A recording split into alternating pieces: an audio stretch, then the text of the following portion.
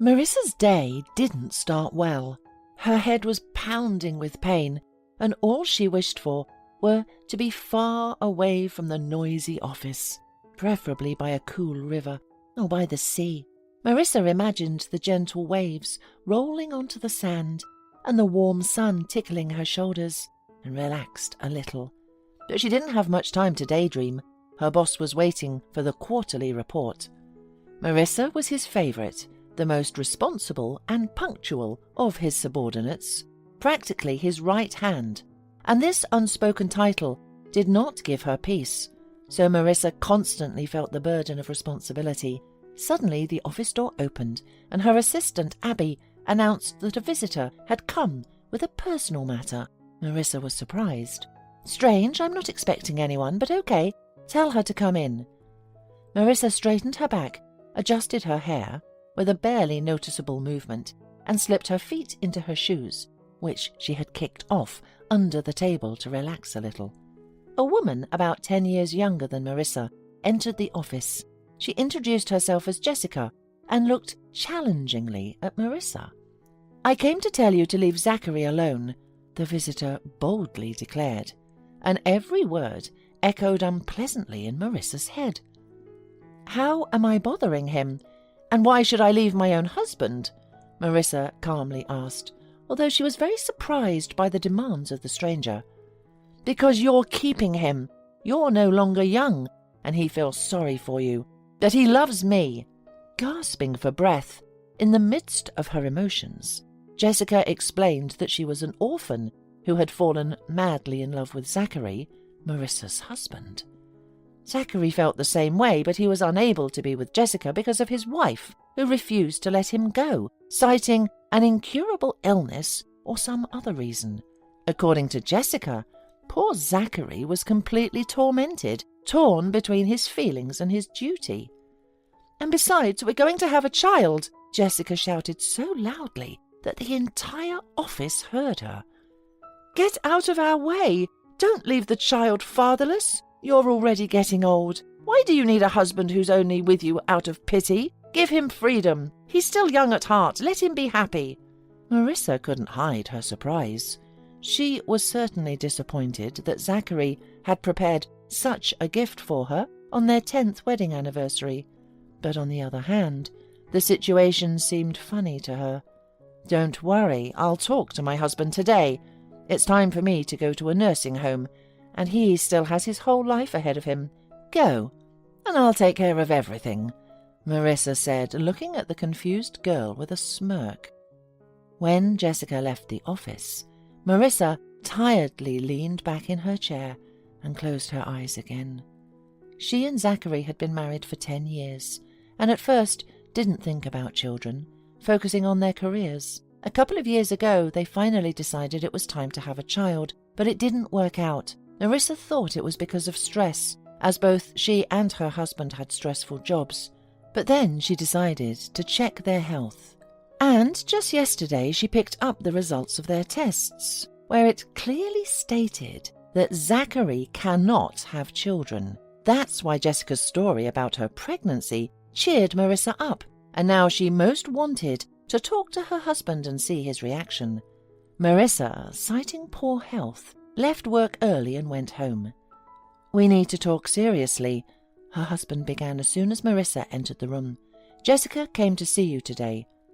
"Oh, your mistress. Yes, she came. She told me I'm too old for you, and it's time to set you free.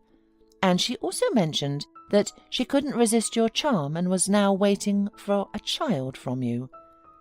"Well, why are you like that? Yes, I'm guilty, but I wasn't going to leave you. We've been through so much together, and Jessica, she's so young and naive. She's not to blame for anything.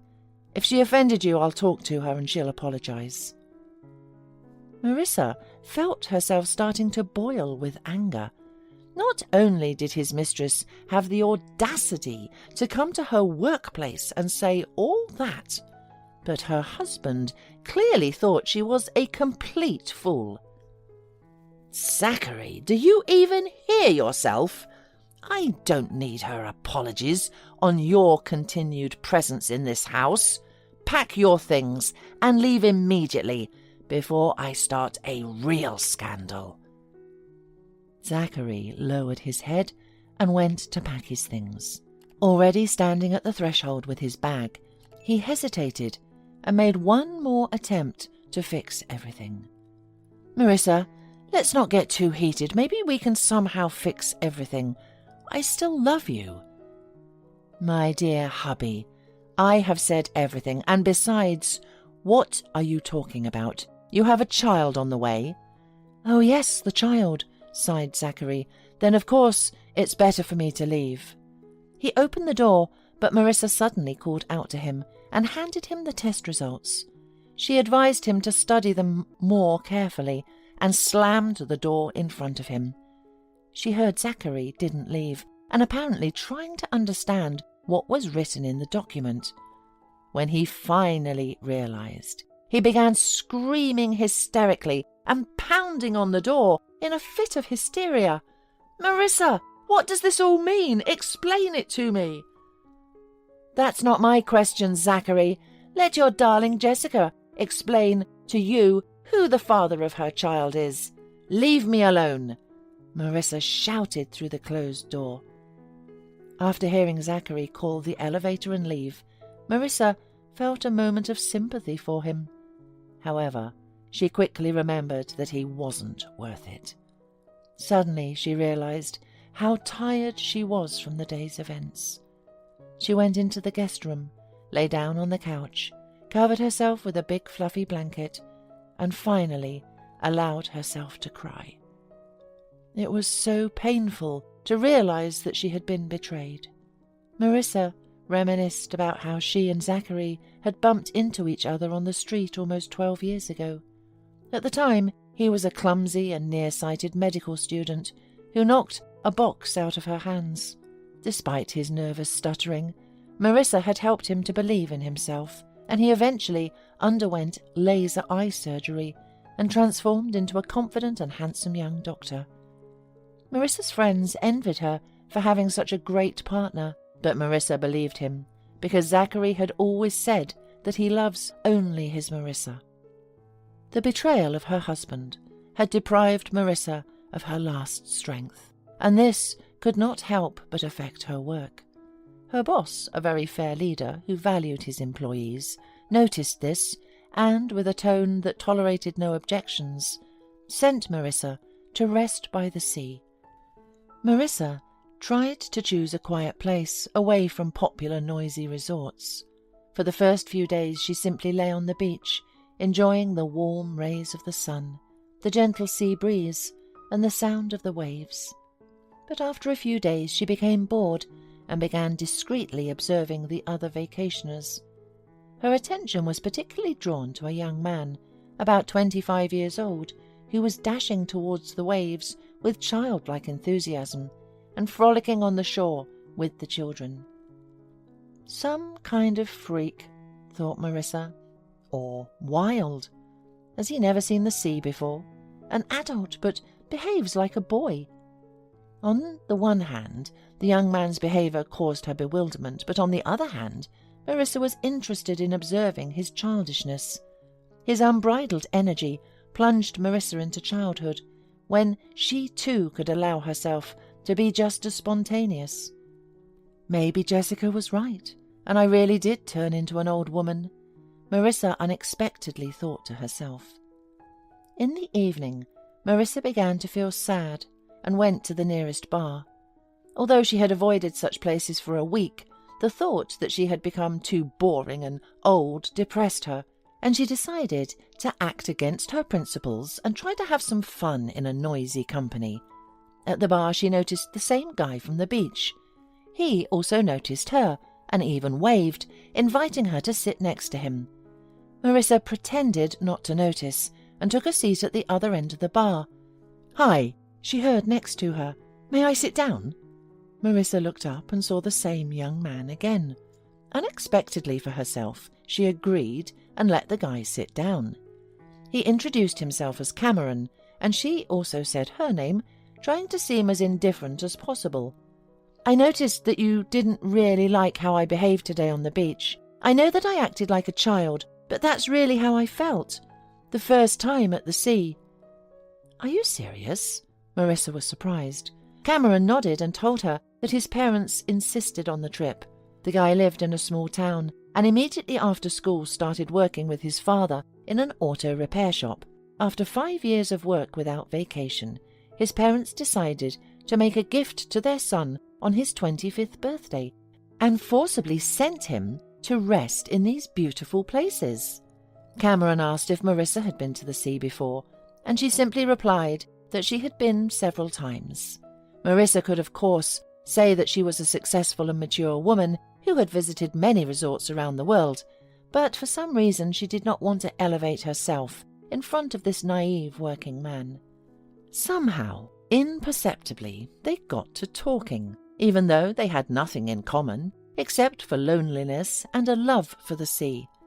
Cameron was too simple for Marissa, but his youth, directness, sincerity and overflowing energy did their job, and after a few cocktails, Marissa unexpectedly found herself in the arms of a new acquaintance. To her surprise, Marissa realized that she had never been as satisfied in bed with anyone else as she had been with Cameron. Zachary was handsome, but not particularly gentle in bed. However, Marissa loved her husband and forgave him.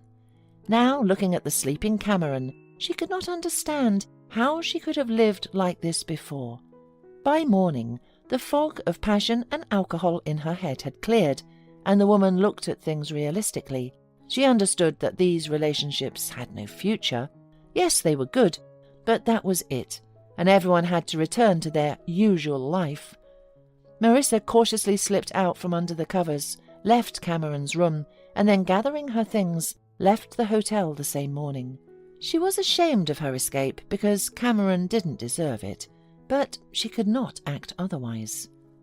On the way home, Marissa burst into tears, not knowing why. At work, she immersed herself in her papers, trying not to think about her loneliness. But in the evenings, she recalled the sunny beach and the cheerful guy jumping among the waves again and again. At times, Marissa regretted not leaving Cameron her phone number or address, but then convinced herself that nothing would have worked out between her and the poor guy from the car repair shop anyway. Marissa had tried to meet people through social networks and even went on a couple of dates, but the empty stories of her companions about vacations at expensive resorts, prestigious cars, and the like did not interest her at all. Her thoughts constantly returned to Cameron. Zachary had tried to come back into her life several times. After the DNA test accurately confirmed that the child was not his, he parted with Jessica. Just imagine, she wasn't even an orphan. She was constantly deceiving me, he complained to his ex-wife. Forgive me, Marissa. We were so good together. Let's start over. Zachary, I haven't been interested in you for a long time. I advise you to find a normal woman and live with her peacefully, and let me fix my life too. I'll never be able to forgive you for your meanness, especially since now I know that you're not the best and honest man in the world, and besides, you weren't a great lover, Marissa retorted. Zachary was shocked by his ex-wife's words and decided that she was just taking revenge on him out of spite and hitting him where it hurt most. But Marissa really thought that way. After a night with Cameron, she realized that there were no true feelings in her relationship with her husband. It is unknown how Marissa's life would have turned out if it were not for her assistant Abby. The woman had become good friends lately and often sat together in a cafe after work, and on weekends went bowling or skating. When the hot summer arrived, Marissa felt how the heated city was pressing on her with its noise and stuffiness. She began to suffer from migraines again, and her reluctance to sit in the office all day and then return to her stuffy apartment only grew. Abby, I'm completely broken, she complained to her friend. Let's go somewhere for the weekend. Only it must be a place near a river or a lake. I swear I'll get in the water and sit there until we leave. So let's go to my grandmother's, Abby exclaimed happily. She lives in a small town. There's a river and a forest around there. At first, Marissa was hesitant about staying at Abby's grandmother's house, since Abby was her granddaughter and Marissa was a stranger. However, Abby assured Marissa that her grandmother was a very hospitable person, and Marissa eventually agreed to stay. On Friday evening, the women arrived at Abby's grandmother's house and found her waiting for them in the garden at a set table. Though they tried to refuse a treat at such a late hour, but the old lady wouldn't listen to anything. "Nothing will happen to your figures. You'll swim tomorrow. It's great fitness," laughed Mrs. Sandberg. "Yeah, sure. Only I don't know how to swim," laughed Abby. "How?" wondered Marissa. "And I thought that tomorrow you and I will swim to the other side to race against each other." Abby waved her hands and warned Marissa to give up the idea right away because the river was treacherous due to its cold underground currents, and even the strongest and bravest guys from the town did not dare to swim to the other side. Marissa did not believe it and even laughed, thinking that Abby was just cowardly because she couldn't swim, but Mrs. Sandberg also confirmed that it was better to be careful with their river. But Marissa was unstoppable. Early in the morning, while her friend was still in bed, Marissa, wearing a swimsuit and a light robe, ran to the river. A fog was floating over the river, creating a quiet and calm atmosphere. Enchanted by the beauty of nature, Marissa ran and plunged into the invigorating coolness of the river. After making a couple of dozens of strong strokes, she found herself in the middle of the river and felt an incredible calmness. "And where is the dangerous river here?" she snorted, and started to swim towards the opposite shore. But it didn't take a minute for Marissa to feel the icy cold. Her muscles seized with unbearable cramps, and the woman, in despair, began to call for help. Marissa shouted with all her might, but she realized in her heart that hardly anyone would hear her at this hour. Most likely, these were the last minutes of her life. She lost consciousness. Marissa came to her senses on the shore. It turned out that in response to her cry for help, a guy who was sitting on the riverbank with a fishing rod had rushed into the river. If it weren't for his desire to fish early in the morning and his ability to perform artificial respiration, that morning would most likely have been Marissa's last. But this was not the only miraculous coincidence. Looking at her saviour, Marissa couldn't believe her eyes. "Cameron, is that you? Or am I hallucinating?" "Yes, Marissa, it's me. How did you get here? And anyway, where had you disappeared then? I almost went crazy. Did you feel bad with me?"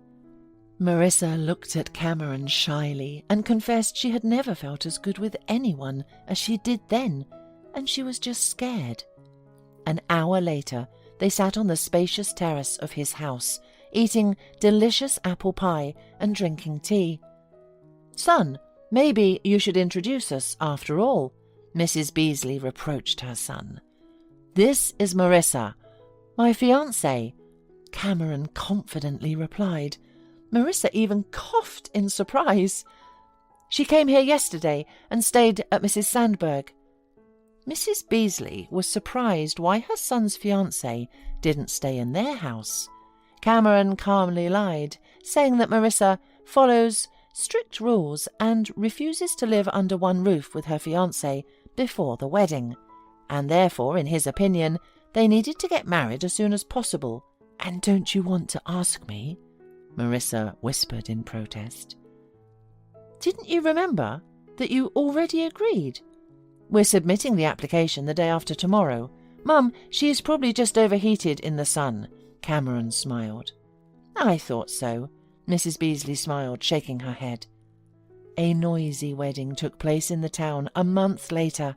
Cameron admired Marissa, and she eagerly awaited the moment when she would be alone with her beloved again, hear his passionate words, and dissolve in his tender embrace.